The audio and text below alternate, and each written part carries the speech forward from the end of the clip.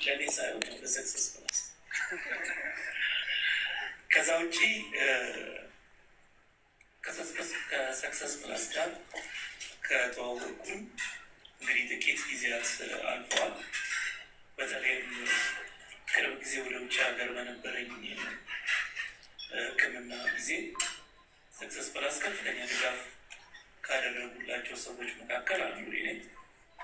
የሕክምና ድጋፍን ብቻ ሳይሆን አሁን ከሕክምናም ጋር በተያያዘ እዚሁ አዲስ አበባ ሁሉ እየሰራሁ ላለኋቸው እየተደረደርኩባቸው ላለኋቸው ስራዎችን እስከ መጨረሻው ድረስ እኛ እንደግፋለን፣ መሟላት ያለበትን ነገር እናሟላለን ብለው ከጎኔ ያሉ ሰዎች ናቸውና በድጋሚ ሁላቸውም ሰክሰስ ፕላስን እንድታመሰግኑልኝ እጠይቃችኋለሁ።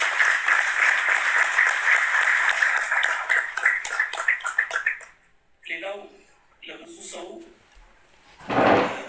ዊልቸር የሚባለው ነገር ከመንቀሳቀሻ ጋር ብቻ ተደርጎ ይታሰባል።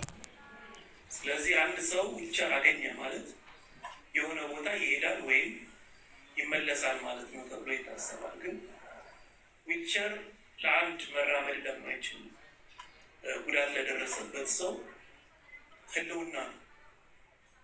አንደኛ ኢንዲፔንደንስ ነው፣ ለሁሉ ነገር ጥገኛ ከመሆን የሚታደገው ነገር ነው። ሁለተኛ ፍላጎቱን የሚያሟላበት ነገር ነው።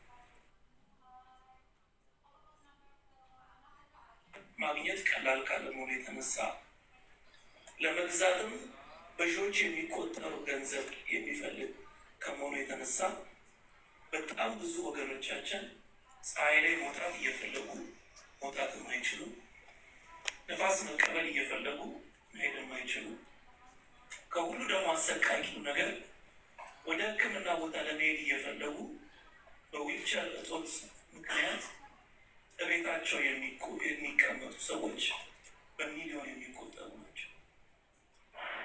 በጦርነት፣ በትራንስፖርት አደጋ፣ በሕክምና ስህተት ምክንያቱ በማይታወቅ ችግሮች